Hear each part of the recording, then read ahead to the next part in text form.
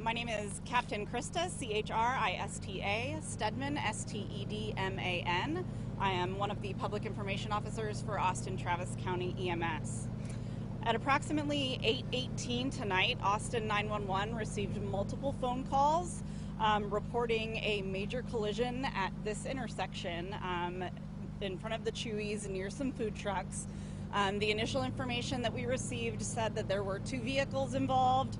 It was a T-bone type collision, and one of the vehicles was pushed into a group of pedestrians that were near the food truck. At 8:24, our first ambulance arrived on scene. We had 11 total patients involved. 3 of them were transported to Del Seton Medical Center. Of those 3, 1 had potentially serious injuries, 1 had serious, potentially life-threatening injuries, and 1 had non-life-threatening injuries. 6 patients were transported to South Austin Medical Center. Of those, 1 had serious, potentially life-threatening injuries, 1 had potentially serious injuries, and the remaining 4 had non-life-threatening injuries.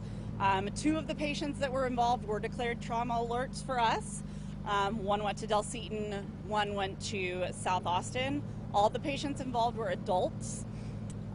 2 of the patients involved refused any treatment or transport to the hospital from us. Does anybody have any questions? That's really most of what I have.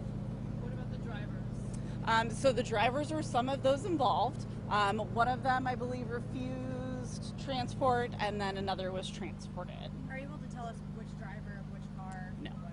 I don't have that. I don't have those details. 11 total patients. 11 total involved. Correct. So the 2, and when we say they refuse EMS treatment or transport, that means they may have been a little bit scraped up, but it's certainly not anything to need any kind of treatment or assessment or transport. They were able to walk away. And a trauma alert? Yeah, sure. So trauma alerts or trauma activation is a classification system that we use in conjunction with our local hospitals. And essentially what it does is it gives them advance notice that we have a patient that may be in need of either serious trauma services or maybe an operating room. So typically those are going to be the more seriously injured patients that we see.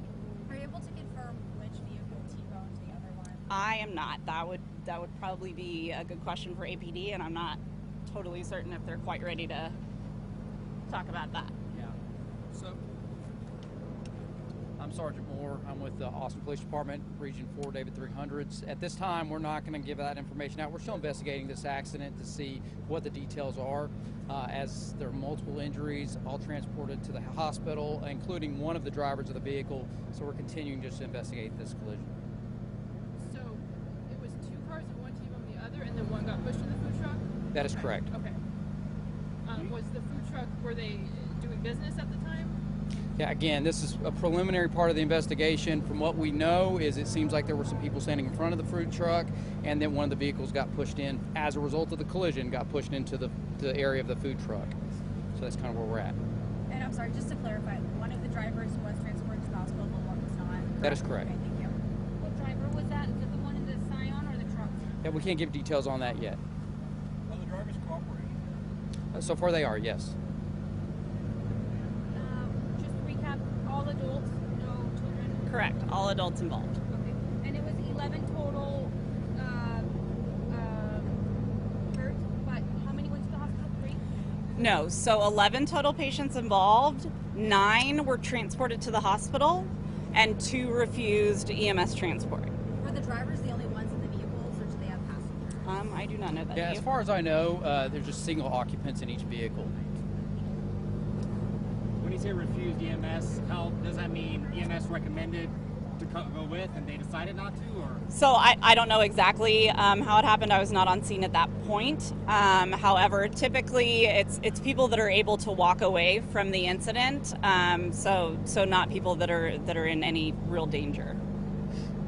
Do you know what initially caused the T-bone? Yeah, again, we can't get into. We're still investigating that part, and so do not know. And too early, I assume, for any sort of possible charges, anything like that? That's correct. Anybody else? Good? Okay. All right. Thank y'all. Thank you guys. Y'all have a good night.